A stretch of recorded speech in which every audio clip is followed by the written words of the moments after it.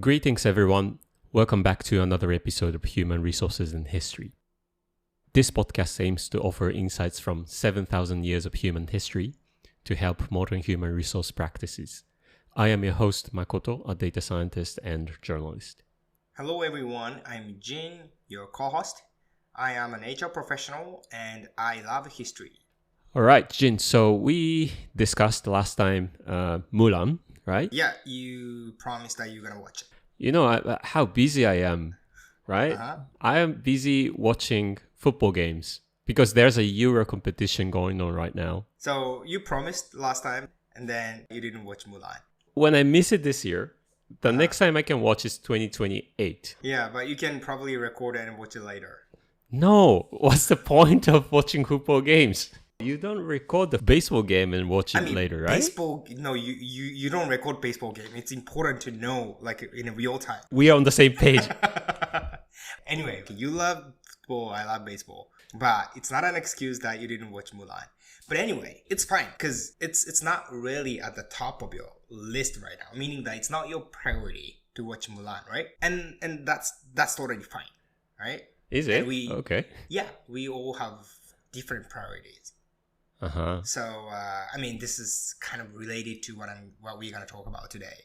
But what are some of the things that are really important to you?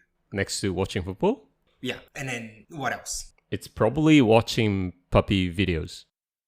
Okay. There's a YouTube channel of a girl who grooms puppies, like cutting hairs and furs. And they are so cute. And I love watching them.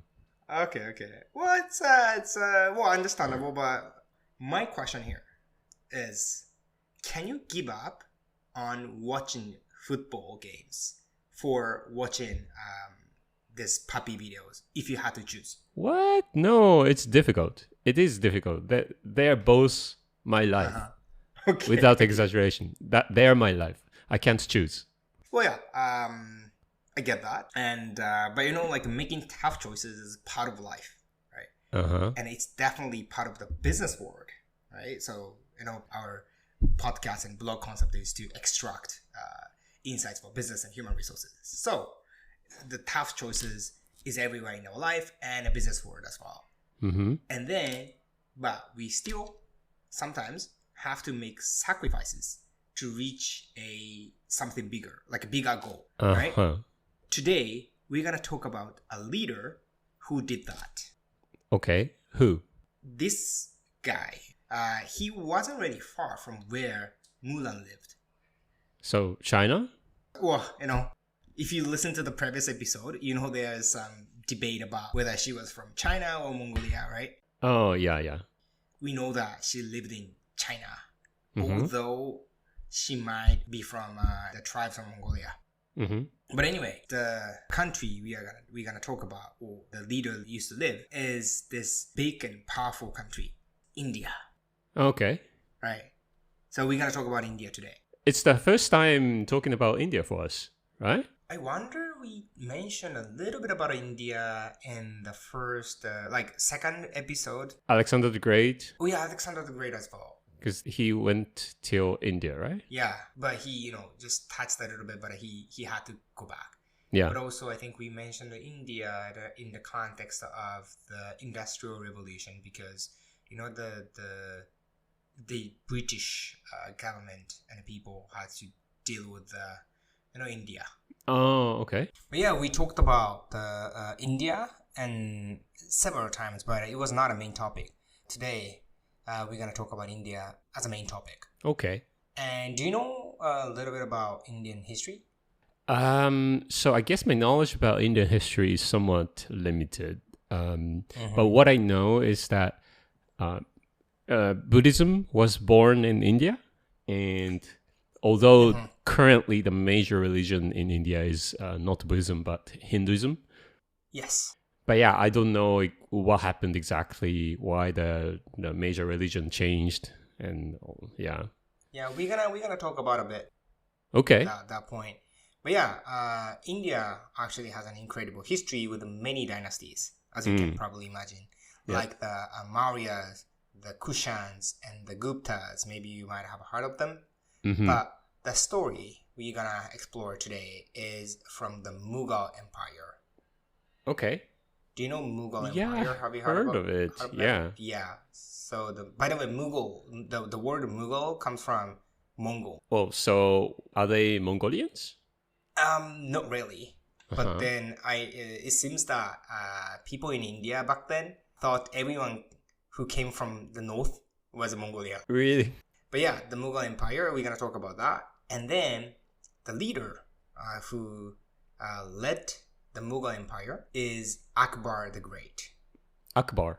Okay. Akbar. Yeah, he's known to be the greatest emperor in the Mughal Empire.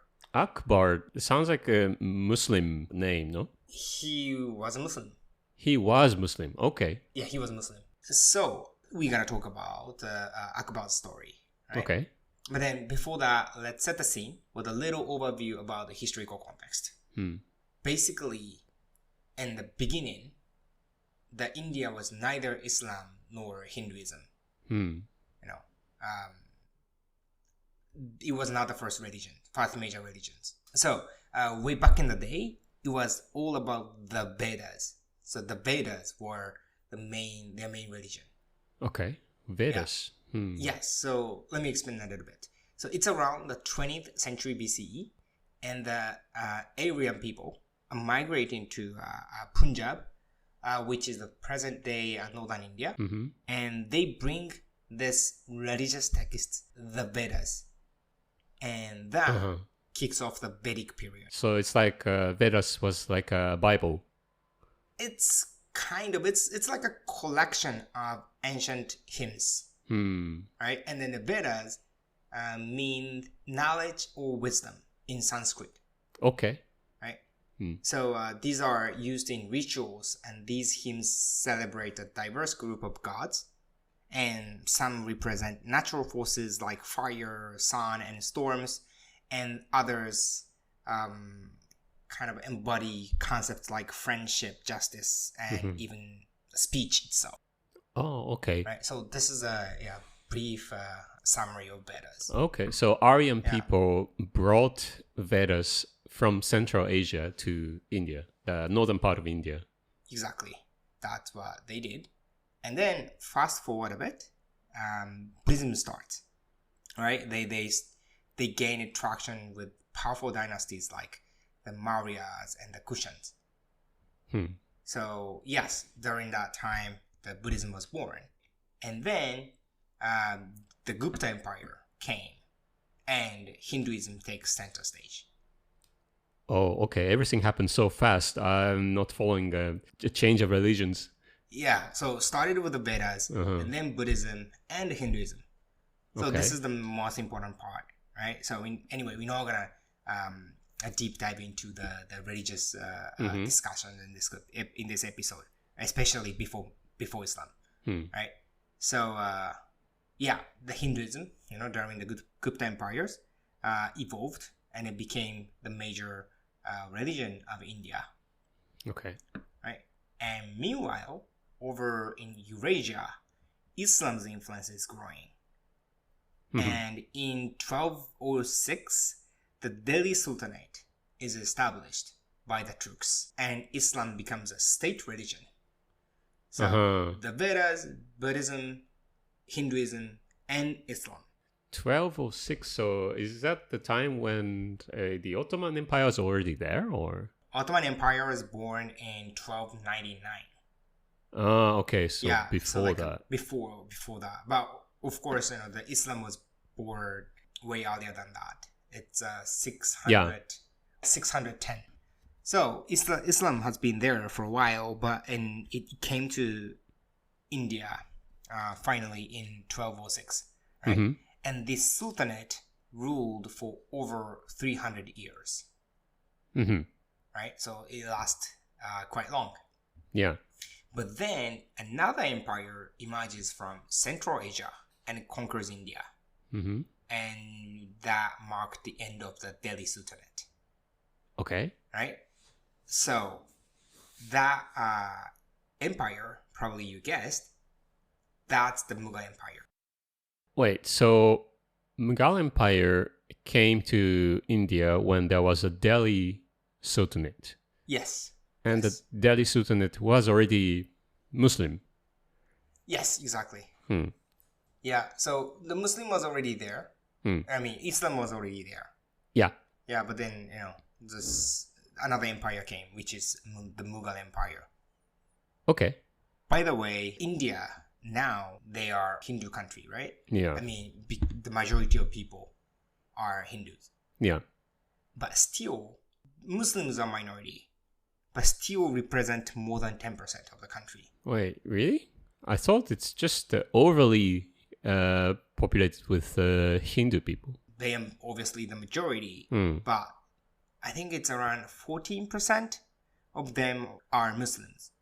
How many people are there in India? Like, because 10%, then... Yeah, it's like 1.4 billion, right? 1.4 billion people. And then 1.4 billion times 14%, which makes around like 170 million people. It's bigger than Japanese population. Exactly. Like Japan has 125 million. Yes. So they are minorities in India, but they are still bigger than the... I think 12th, 13th biggest country in the world. Japan is, I think, it's like 12th or 13th biggest country in the world. So it's Muslim populations were quite big there. Wow. Okay. In India. Yes. But then let's talk about the Mughal Empire, right? And they were founded by Babur. He was a descendant of the legendary conquerors Genghis Khan and Timur. Oh, really? Yeah. Okay, yes. Descendant of the Genghis Khan. I think it's, I don't know if it's really true. Oh, really? Yeah, I think his mother comes from the Genghis Khan's bloodline. Yeah. Okay. But, well, I guess the Genghis Khan, he had so many children. I guess there are a lot of descendants of the Genghis Khan in this world. I think it's like majority of the people are like Genghis Khan's descendant, right? That's I don't know if it's true or probably not true. But anyway, the important thing here is that Babur was successful in letting people believe that he's a descendant of Genghis Khan and Timur. Mm-hmm. Yeah. So it's a quite impressive family tree, right? Yeah. So the Babur defeated the Lodi dynasty, which was the last dynasty of the Delhi Sultanate. By the way, Delhi Sultanate had 5 dynasties under it over the 300 years. But anyway, it's like in history we just group them as a Delhi Sultanate. Yeah, and so the Lodi dynasty was defeated by Babur in 1526. Right, and then. Since then, the Mughal empires were in charge. The Mughals were in charge of India. Okay. Yes. So, just imagine taking over a territory where most people practice a different religion. Right? So, the Mughals are Muslims, but then they came to the region where the Hindus makes the majority of the population. Even under the Delhi Sultanate, still Hinduism was the majority? Still, yeah. Okay. Yeah. So it's I think this Delhi Sultanate also faced this challenge as well to manage the regions where the non-Muslims were the majority. Yeah, okay. So, and then came Akbar the Great, Babur's grandson. And he had a great game plan, which is inclusivity and adaptation. So, Akbar knew that to create a strong and lasting empire, he needed to bring Islam and Hinduism together. Right? So he did it's his policies were centered around that topic, how to harmonize Islam and Hinduism. He let both religions exist at the same time. Yeah. And then one of his boldest moves was to abolish the jizya. What's that? Jizya. Do you know jizya? No. which is a tax on non-Muslims. Oh, okay. That were common in many Islamic empires. Oh. So if you're not Muslim, you pay additional tax. Yeah, you have to pay. Yeah. Oh. That's very important because it's also even mentioned in the Quran. Yeah, in the section of 9th surah and then 29th verse. I don't know how to pronounce, but they have like the Quran has a 114 surah, which is like a chapter. But anyway, it's actually mentioned. Really? Oh. Yeah, let me read aloud. That's well, so this is obviously the English translation, right? But we found it from one of the kind of like official websites of the Quran. Okay. So it says, "Fight those who do not believe in Allah and the last day, nor comply with what Allah and His Messenger have forbidden, nor embrace the religion of truth from among those who are given the scripture until they pay the tax, willingly submitting, fully humbled." It's a bit difficult, to be honest. I don't know how to interpret it, but I heard the word tax. Yeah, exactly. So this one, this Quran 9th Surah 29th verse tells us that it's important to impose a tax on non-Muslims. So interesting that the Quran states this rule. Yeah, it's like they have a lot of practical rules. But yeah, as you can see, it's even mentioned in the Quran, meaning that it's very important because Quran is very important for Muslim peoples, right? Mm-hmm. Yeah. So Akbar, as a Muslim leader, the leader of the Muslim Empire, he was supposed to continue the jizya custom, right? Mm-hmm. But then he saw the bigger picture because his strategy was to unite these two religions, right? Mm-hmm. But by removing these tax, he encouraged religious harmony and brought people together economically and politically. Okay. So, and then also he helped solidify Mughal rule and create a sense of shared identity among his diverse subjects, mainly Muslims and Hindus. So that was he did a lot of great things, but he's very famous for this bold act, removing the tax. Then he could have also imposed the Islam to the people in India. You mean ask them to make them convert, become Muslim? Yes, or make them pay jizya. So I don't know why he chose this strategy. I think it was, the Hinduism was already strong enough. And actually there are some Muslim Islam empires who did as you said. They tried to convert non-Muslim people into Muslims. Okay. And I think in some empires it was successful. But then he didn't choose that adaptable strategy because I think he thought it's very difficult. It's like, I don't know, like Muslim people come to Japan and then they asked us to become a Muslim. It's difficult because we believe in Shintoism or Buddhism, right? It is difficult. It's kind of similar to what we discussed last time about sinicization. Yeah. Changing the core belief, core culture is always challenging. Yeah, today's topic is actually, kind of similar to what we discussed last time. Yeah, so, okay. By the way, Akbar also, went a step further and created Dini Ilahi, which is a new religion that blended elements of Islam and Hinduism. Oh, okay. Wow. Right, so basically he was all about finding common ground between Islam and Hinduism. It's like a diversity nowadays. Yeah, exactly. I think he can make a good leader. Yeah, even nowadays. And anyway, under his rule, the Mughal Empire flourished with a booming economy and expanded territory and incredible wealth. Okay, so he was successful. Yeah, so that is why he's called the Akbar the Great. It's no wonder he's considered the greatest Mughal emperor.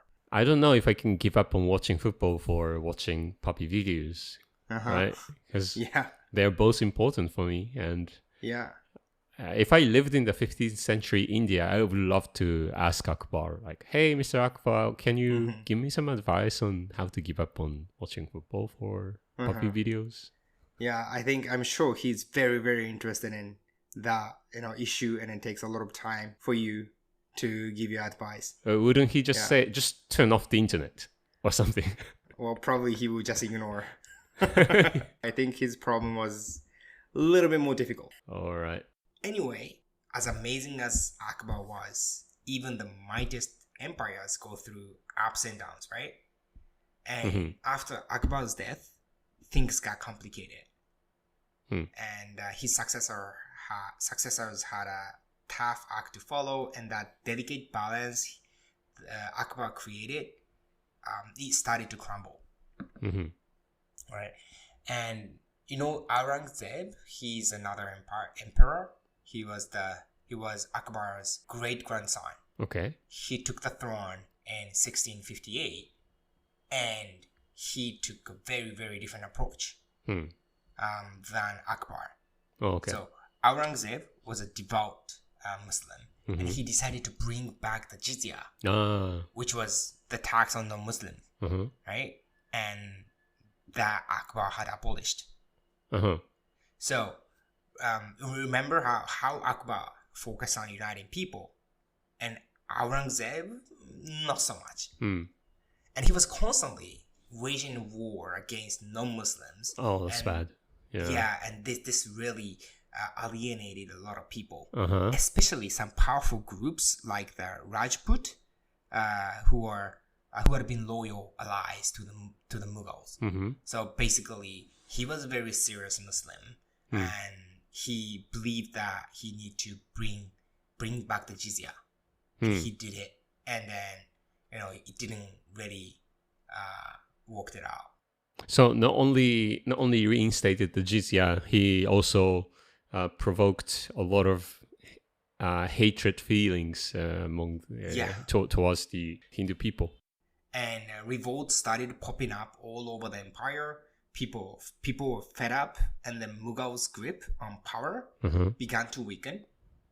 And it's actually true that Aurangzeb expanded the empire's territory, but he also planted the seeds of its decline. So it's a classic example of how quickly things can change. Yeah. Even for a powerful empire. Okay. So they started to weaken. Yeah. After that. And then, if you saw in history, many empires decline after a great leader, right? Like Alexander the Great. It's funny that both of them had a great, and then after that, it declined. Yeah, that's true. With different reasons, though. Anyway, by the 18th century, the Mughal Empire was in rough shape.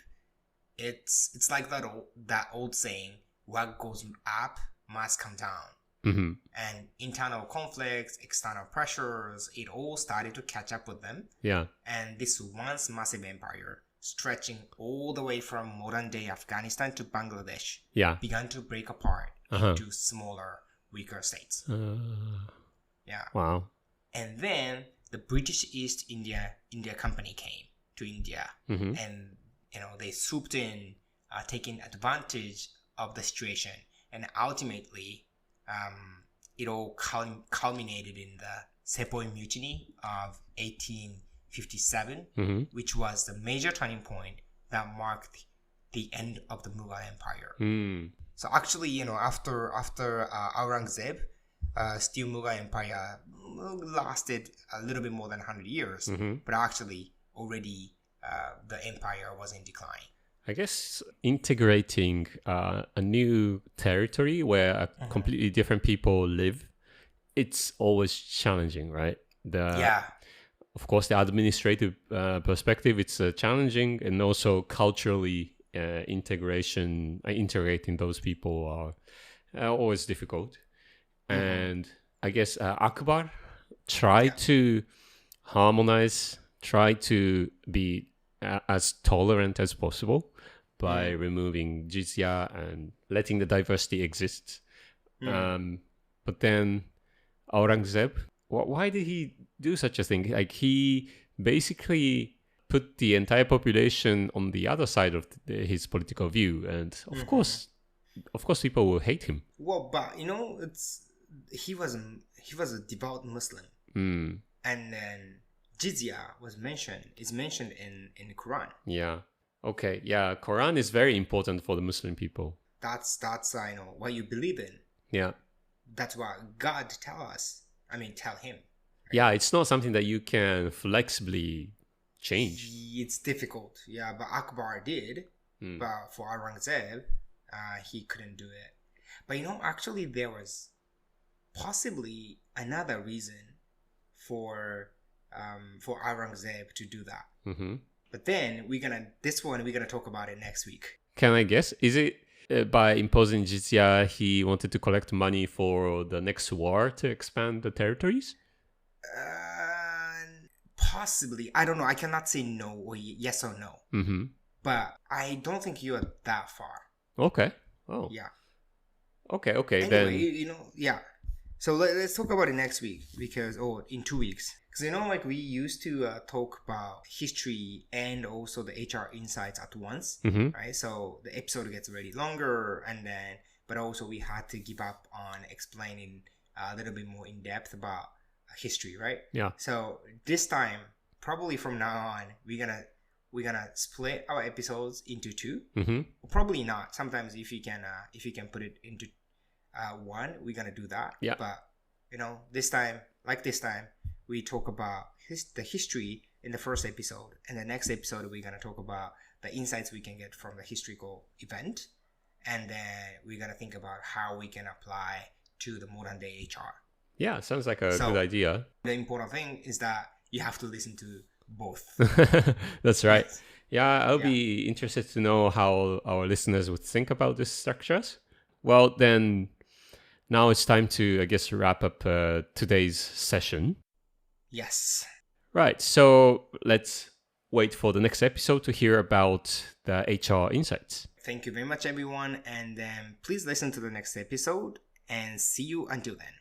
See you next time. Bye. Bye-bye.